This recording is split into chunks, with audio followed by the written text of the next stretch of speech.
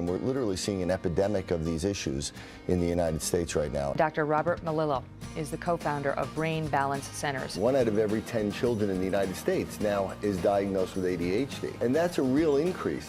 My name is Dr. Robert Melillo. My life's mission is to help kids and families with special needs. My wife, Carolyn, makes it all possible. Welcome to our family.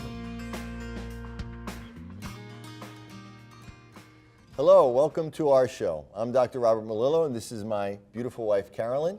Let's start this show with what's making ADHD headlines. There's two really interesting articles I want to talk about. One is an article showing that taking Tylenol when you're pregnant actually elevates the risk of you having a child with ADHD. Which is shocking because every pregnant woman, when she goes to the doctor with a headache or a fever, is told or prescribed Tylenol. Right, because we think it's safer. So this was a large study, 64,000 women. Wow. They followed them from the time they were pregnant to when their children were adolescents. And what they found was that, bottom line is, women that took Tylenol had a 30% increased risk of having a child with ADHD. That's shocking. In adolescence.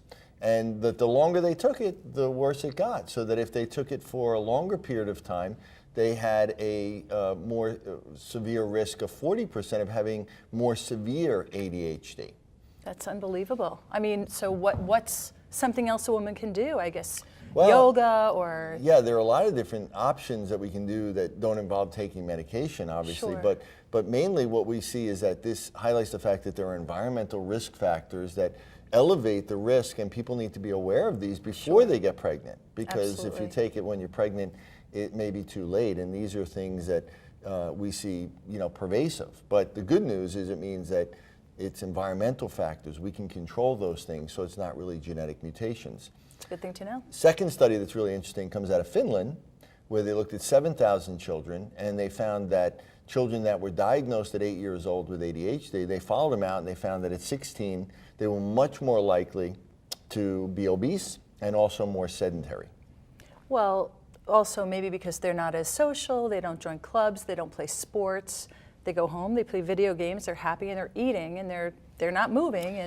And that's one of the biggest problems, is that one is that we see that many of these kids are born and right from the beginning they have low muscle tone, they have problems moving their body, they don't crawl properly, they don't walk on time, and they are maybe clumsy and incoordinated, and so they don't gravitate towards sports or movement. Right. And what many of these kids, because they're high left brain, they are attracted to technology and video games, and a lot of people, focus on that. They have to get the kids out. They have to get Exactly. them outside moving. They don't have to play a sport, but they just run around, fresh air, and Yes. not sit in front of a TV. It's so important. So I think we have a Twitter question. Okay, from Maynard. What are some of your best practices for handling a 14-year-old who has difficulty transitioning from one activity to the next? This is a big thing, and this has to do with the fact that, again, the left brain likes to do the same thing over and over. It's repetitive, and the right brain being deficient in ADHD, we're not able to get them to stop focusing. This is associated with obsessive compulsive behavior. But the bottom line is that you can't really manage these things behaviorally. You need to try to change the brain. Right. So we showed that in the most recent study that we had published through Brain Balance, that was in the journal Frontiers in Child Development, a major journal. It basically showed that 80% of children that went through the Brain Balance program, doing a hemispheric-based program, that in 12 weeks no longer had ADHD. And furthermore, there was a 2 to 4 grade level increase in academic skills. So the bottom line is we need to be able to really change the brain. So what we're going to do now is we're going to have you stay tuned, because when we come back, we're going to talk to one mom about her son's ADHD and how it's improved with the Brain Balance Achievement Program, and that when we return. Great.